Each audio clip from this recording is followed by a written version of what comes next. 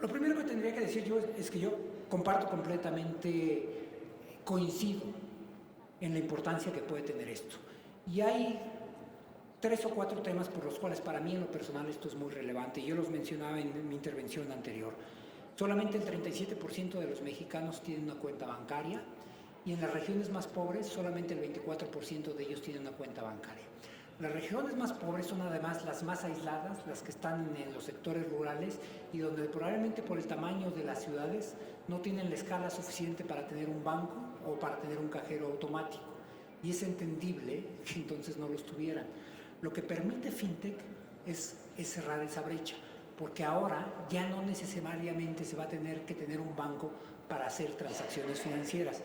Este lunes se hizo el lanzamiento del CODI, que es la posibilidad de hacer pagos digitales de teléfono a teléfono o de teléfono a un QR en cualquier miscelánea, tortillería, etcétera. Y eso no va a requerir que estén asociadas a que una institución financiera tenga una presencia física en ese local. El producto existe desde el lunes, ese no es el reto, eso ya existe. El reto va a ser en cómo convencemos a la gente, y es muy similar a retos anteriores que adopten esa tecnología. Y hace 2 días, sí, 2 días que me reuní yo con el gobernador del Banco de México, que por cierto ha sido el principal impulsor de esto no es un tema, esto no es mérito de Hacienda, a nosotros nos parece una iniciativa extraordinaria, pero no es algo que nosotros hayamos hecho. Yo creo que nos vamos a tener que reunir gobiernos estatales, municipales, el Banco de México, la ABM y nosotros para ir creando esa masa crítica que permita cambiar de una economía que sobre todo en sus lugares opera fundamentalmente en efectivo a una economía que funcione mediante medios digitales. Yo creo que va a haber una serie de beneficiarios inmediatos. Uno de los principales, y al que yo, cada que conozco alguna empresa de fintech interesante se las envío, es el Banco del Bienestar. La clientela o el grupo de beneficiarios naturales del Banco de Bienestar son los que están en el sector rural. Y la forma en que opera el Banco del Bienestar para hacer las dispersiones de los recursos es carísima. Ya desde la administración pasada, y no ha sido diferente con nosotros, son miles de millones de pesos los que nos cuesta hacer llegar los recursos a esos lugares. Además es extraordinariamente riesgoso, ya hubo lamentablemente un par de servidores públicos que fueron asesinados en ese proceso. En el momento en que nosotros logremos que esa adopción se haga, va a ser una transferencia electrónica donde nos vamos a ahorrar esos miles de millones de pesos y va a ser muchísimo más seguro. Sí creemos que va a tener que haber una regulación que sea mucho más flexible y a mí me ha tocado participar en las discusiones técnicas del G20 en este tema y uno de los temas que sí se está haciendo una distinción en 3 factores centrales. Uno, esta tecnología es extraordinariamente importante. Algunos de los temas asociados a ellos, como por ejemplo de las criptomonedas, para tomar prestado los términos en los que alguno de mis colegas de un país desarrollado se refirió, él decía, le gustaba más la tecnología que el producto y para qué se utilizaba. De hecho, en la India se prohibieron las criptomonedas. Nosotros no estamos ahí, pero solo para dejarlo en contexto. Pero hay un tema adicional. El cambio tecnológico tan importante también está trayendo un riesgo muy importante. Hay un problema de ciberseguridad a nivel global importante. Y en México ese problema ya dejó de ser teórico. El año pasado tuvimos los primeros eventos de ciberhackeo. Y todo el sistema de regulatorio mexicano financiero se va a tener que ir adaptando a este nuevo reto. El senador Samuel García hizo múltiples preguntas, alguna de ellas la que tenía que ver con los impuestos digitales, ya hice referencia a ella, no son impuestos nuevos. Ha habido impuestos, ha habido países que sí han introducido impuestos nuevos. Ese es el caso, por cierto, de Francia, y sí creó un problema entre las dos administraciones. Hay un impuesto a Google y hay un impuesto a Facebook. En el caso de nosotros, ninguno de estos impuestos son nuevos, son el impuesto sobre la renta y el IVA, que todos tenemos la obligación de pagar.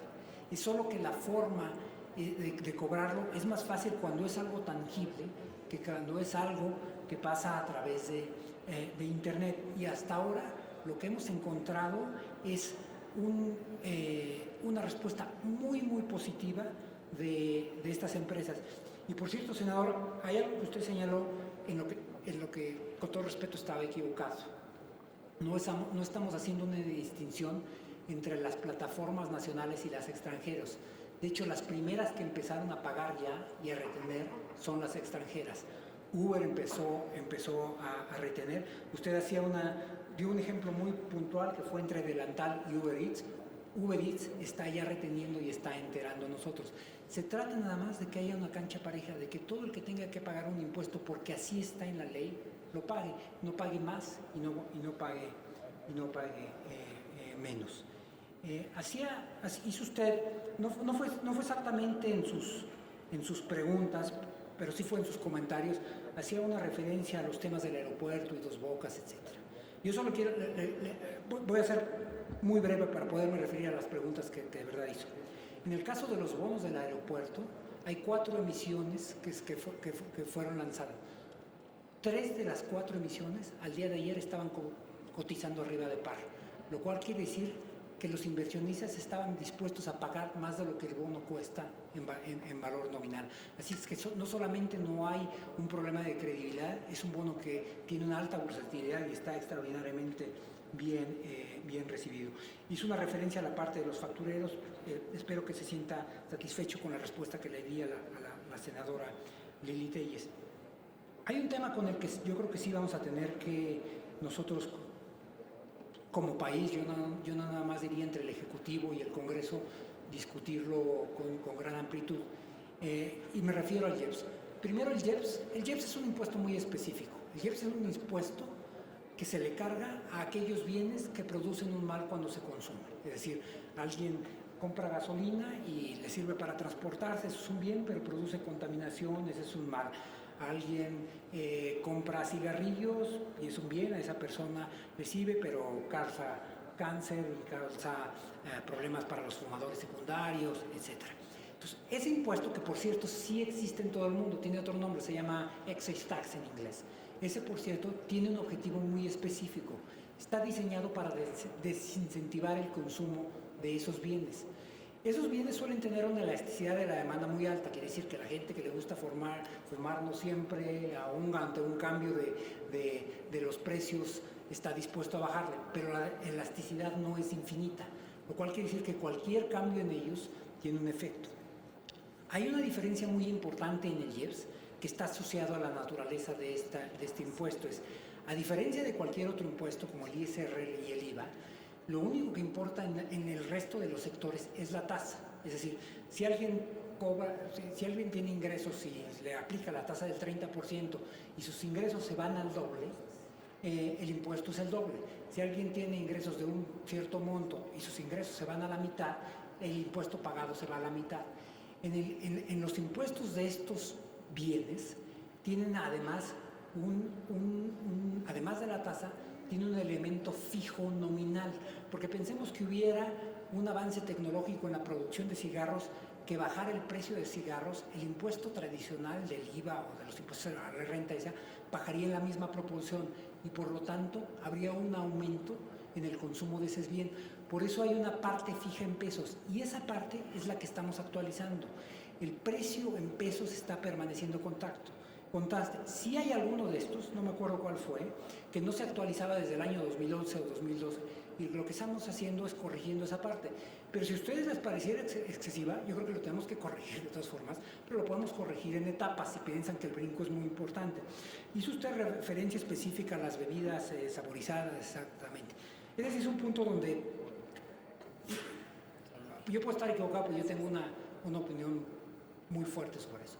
En un país que ese es el segundo país en número de obesidad en el mundo, no podemos no hacer algo para tratar. Hay muchas otras cosas, pero entre otras cosas no podemos no hacer algo para tratar de desincentivar el consumo de estos bienes. Voy a dedicar un par de minutos más a una de las preguntas muy puntuales que hizo, porque me preguntaba qué le podíamos decir a los neoloneses sobre el esquema tributario. Yo le diría lo siguiente. Primero, sí estamos dando recursos a los neoloneses. directamente desde recursos de la Secretaría de Hacienda que no estaban presupuestados. Les hicimos algunos recursos y cambios para un sistema de presas que van a tener, y además para que el Metrorrey, que estaba asociado a un candado de recursos que dimos a través del Fonadín, pudiera empezar a funcionar. Pero hay un punto que a mí me parece todavía más importante, y si lo puedo encontrar, quisiera darle los números específicos. Y es que uno de los temas que nos tenemos que preguntar de fondo es qué tan en serio nos tomamos el tema de que somos un país con un sistema federal solidario. Porque en un sistema federal solidario, los estados que recaudan más nunca les va a tocar lo mismo. Pero lo que nos tenemos que preguntar es si las diferencias que hay son suficientemente grandes para que las queramos abordar. Y le voy a dar dos ejemplos. Le voy a dar un ejemplo que no sea de Nuevo León, no de Nuevo León, y después le voy a dar un ejemplo de otras dos entidades. El índice de desarrollo humano se puede medir a nivel municipal. El municipio que tiene el índice de desarrollo humano más alto en el país es la antigua delegación Benito Juárez, la ahora alcaldía de Benito Juárez en la Ciudad de México. El índice de desarrollo humano de la Benito Juárez es idéntico al índice de desarrollo humano de Suiza, al país con uno de los niveles más altos del mundo. Así es que nosotros tenemos alcaldías o municipalidades que son literalmente de primer mundo, pero del primer mundo más alto. El tercer municipio con el mayor índice de desarrollo humano, el primero es Benito Juárez, el segundo la Miguel Hidalgo, pero el tercer municipio con el mayor índice de desarrollo humano es San Pedro Garza García. El índice de desarrollo humano de San Pedro Garza García es equivalente al índice de desarrollo humano de Israel. Por el otro lado, el índice de desarrollo humano de San Martín Peras, que es un municipio, San Martín Peras, que es un municipio en Oaxaca, es idéntico al índice de desarrollo humano de Mali. Y el índice de desarrollo humano de Cochoapa el Grande en Guerrero es idéntico al índice de desarrollo humano de Burundi. Todos los países tienen divergencias, pero pocos países tienen divergencias donde unos municipios tienen estándares de los niveles más altos del mundo y otros municipios tienen los niveles más bajos de la región más pobre del mundo, que es el África subsahariana. Y ahí tenemos a ese nivel muchos municipios. Y por eso yo sí creo, y yo reivindico el carácter solidario. Tenemos que buscar formas de compensarlos. Y le voy a confesar, aunque no va a hacer ningún cambio, se lo voy a confesar una vez.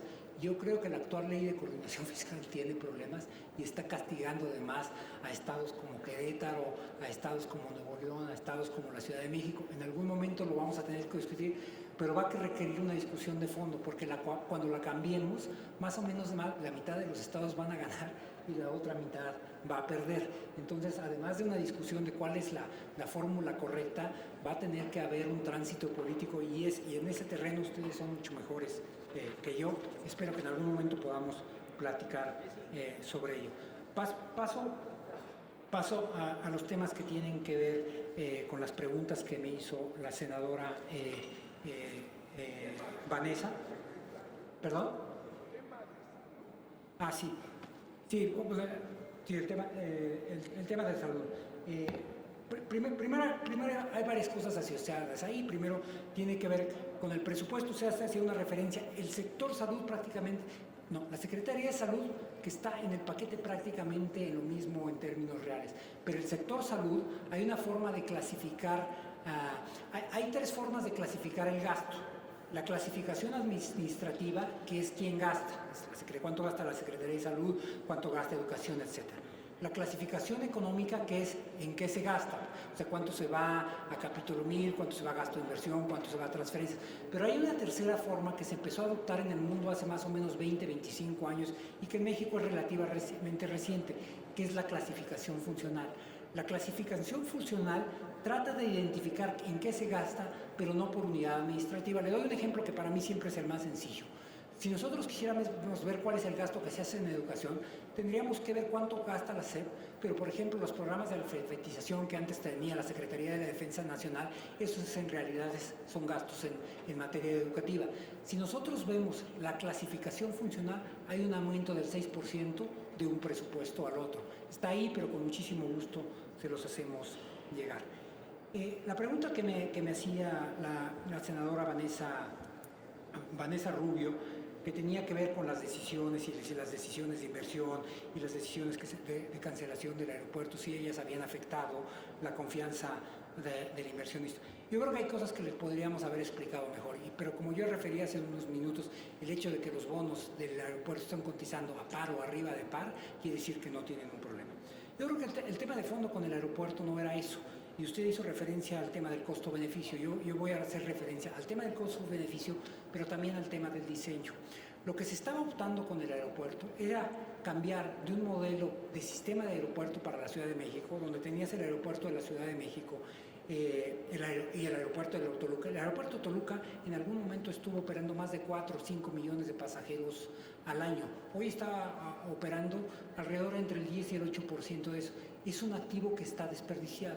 Y lo que se estaba planteando era moverse de este modelo de sistema de aeropuertos a un modelo de monoaeropuerto. Todas las grandes ciudades del mundo, por tamaño, tienen un sistema de aeropuertos. Nueva York tiene Newark, La Guardia y el Kennedy. Washington, que es muchísimo más pequeño que la Ciudad de México, tiene Dallas, tiene Reagan, y el aeropuerto de Baltimore, que es considerado del mismo sistema. París tiene Orly, tiene Charles de Gaulle. Londres tiene 3 aeropuertos, el Gran Londres tiene 5 aeropuertos. Sao Paulo tiene Guarulhos y tiene otras. Todas las grandes tienen su sistema de aeropuertos.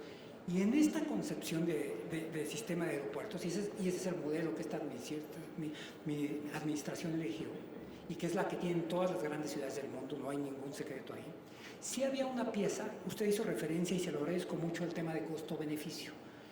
En cualquier negocio del mundo, en una inversión muy grande, si yo tengo algo operando y lo voy a sustituir por otro, yo tengo que evaluar cuál es el valor económico de este activo, y si lo voy a cancelar, voy a ver cuál es el uso alternativo y qué va a pasar con la depreciación. Hoy mismo, nunca en la transición, pero ni siquiera hoy, nadie nos ha entregado cuál es el valor del activo llamado Aeropuerto Internacional Benito Juárez, y nadie nos entregó qué se pensaba hacer con ese activo que vale decenas de miles de millones de pesos. Lo único que se nos llegó a decir por un alto funcionario de la Secretaría de Hacienda es, pues yo no sé, a nosotros se nos ocurre que se podría haber hecho un parque ahí, ¿no? Pero no es posible que se tome una decisión de construir un activo destruyendo otro en un sentido económico y que no se piense cuánto se va a recuperar de ese activo. Y no hay un solo documento, sobre ello. Yo creo que los inversionistas, más allá de que los inversionistas les gusta decir que se sienten incómodos a ver si les damos una tasa mayor, hablaron, como dicen en Estados Unidos, poniendo el dinero donde tiene la boca. Es decir, la demanda que tuvimos de 38,000 millones de pesos para una emisión de 7.5 millones eran dólares, 38,000 millones de dólares para una emisión de 7.5 millones de dólares en Pemex, quiere decir que están confiando en Pemex. No solamente eso, teníamos emisiones a 7, 10 y a 30 años. El bono más demandado fue el de 30 años, lo cual quiere decir no solamente que confían en Pemex, en lo que nosotros podamos hacer, sino que confían en Pemex en lo que va a pasar por las próximas 5 administraciones. La demanda global, porque esto yo decía, esa era una operación hecha en 3 partes, fue de 50,000 millones de dólares. No ha habido ningún momento en la historia de nuestro país una operación que tenga una demanda nocional de 50,000 millones de dólares. Yo decía hace unos días que en el tema de Pemex todos tenemos una opinión, yo tengo una opinión, ustedes tienen una opinión, las calificadoras tienen una opinión, los analistas tienen una opinión, pero solo hay un actor que además de tener una opinión tiene dinero para ponerle. Fueron los inversionistas y ellos hablaron de manera muy clara. El tema de cuánto puede crecer la economía, la tasa de 1993 para acá es una tasa, ha sido una tasa de 2.4%. Así es que cuando nosotros estamos hablando de una tasa media de 2%, ni siquiera es una tasa optimista, es una tasa que está por abajo de la media en los últimos años. Hay una parte del posible crecimiento que en realidad es un efecto aritmético. Nosotros no tenemos ningún mérito. Por ejemplo, le doy el caso extremo. En la caída que hubo con el presidente Zedillo de 6.2%, dado que se cayó de aquí a acá, cuando se regresó, ese cambio fue de 6.8%. Ese cambio no fue porque el país estuviera en auge, fue nada más se regresó a donde estaba. El hecho de que estemos creciendo poco este año quiere decir que también va a haber un efecto aritmético el año que entra. Y esa es una parte de las razones. Pero, por ejemplo, si usted checa los números de confianza del consumidor que fueron reportados esta mañana, esto aumentó y ya lleva, si mal no recuerdo, 2 meses seguidos que está aumentando. Las cifras públicas, por ejemplo, de la ANTAD o de Walmart sobre consumo ya se incrementaron. Y como yo le decía, traemos más de 100,000 créditos que estamos dando a través de Fonacot para consumo desde el 29 de julio, que parte son la explicación de eso. Ahora, esto es justo lo que tiene que hacer un gobierno cuando enfrenta una situación de desaceleración por demanda. Paso a las preguntas que hacía el senador Madero, y por aquí tenía yo unas. Si me da medio segundo, senador, hay una cifra que a mí me pareció muy importante, que tiene que ver con no solamente con qué pasa con el ciclo económico, porque ciclo económico va a haber siempre. No solamente va a haber ciclo económico, en algún momento va a haber crisis, ¿no? El ciclo económico en México tiene más o menos el promedio de los últimos 30 años, el promedio del ciclo de expansión son 33 trimestres. Quiere decir que si esto pasara cada inicio de administración, a todas las administraciones les tocaría una fase de aceleración. Hay un economista muy conocido, Kenneth Rogoff, que fue economista en jefe del Fondo Monetario, que escribió un libro que decía, esta vez es diferente, y él se refería a las crisis, porque dicen que ya no va a haber crisis y cuando aparece una dicen, uy, es que esta vez era diferente. Lo que Kenneth Rogoff quería decir es, no solamente hay desaceleraciones, también va a haber crisis. Pero dado que sabemos que va a haber crisis, lo que tenemos que hacer es estar preparados para esa crisis. Por eso para mí ha sido muy importante que empecemos ya a hablar abiertamente de cuál va a ser la política contracíclica. Y un elemento central es que determinemos, y en ese sentido es muy importante la red de bienestar social, que eso es lo que los programas de bienestar social, los de adultos mayores, los de jóvenes construyendo el futuro, los de créditos, etcétera, son muy importantes en general, pero también son importantes en el ciclo. Déjenme darles unas cifras. La desigualdad usualmente se mide a través del índice de Gini. En el 2008 el índice Gini era 0.505 en el momento en que se desató la crisis. Cuando se volvió a medir en el 2010 era 0.509. La desigualdad, a pesar de que había una tendencia decreciente, regresó al nivel anterior. Si vemos, en el 2012 era 0.498, en el 2014 fue 0.503. Así es que el tema del ciclo económico no solamente tiene que ver con el crecimiento económico y la volatilidad, tiene que ver con un efecto de desigualdad y de inequidad entre que menos tienen. Y esta parte, esto que estamos nosotros atendiendo, esta parte a nosotros nos parece es muy importante. Usted hizo referencia a los temas de Pemex y el FEIEP. Decía yo que no es un fondo de estabilización de ingresos petroleros. Tuvimos hace 15 años uno. Este es de los ingresos totales y en ese sentido es un gran avance. Lo que tenemos que hacerlo ahora es convertirlo en un fondo contraciclo, y le voy a decir abiertamente por qué. Porque lo que querríamos es que Hacienda lo autorizara cuando el país lo necesita y no cuando Hacienda se quedó corto. En realidad es una camisa de fuerza para Hacienda. Nosotros le podemos hacer un planteamiento a ustedes en su momento de cómo, cómo queremos que sea. Decía si los farmouts eran la única forma de sacar a Pemex. Yo no creo que es la única forma de sacar a Pemex. Ya le dimos espacio en la parte financiera y eso redujo 60 puntos bases la sobretasa sobre nosotros. Es un arribo importante. Donde yo creo que sí vamos a tener que tener una discusión de fondo es qué vamos a hacer en aguas profundas. Porque en aguas profundas requiere tecnologías que probablemente no tenemos nosotros y tienen un nivel de riesgo que yo no estoy seguro de que la empresa lo debería correr. El porcentaje de bateo es de entre el 20 y el 25%, lo cual quiere decir que entre cada 4 y 5 pozos que se abren en aguas profundas, solamente de uno sale petróleo. Pero además es una inversión de muy largo plazo. Se tarda más o menos 7 años la fase de exploración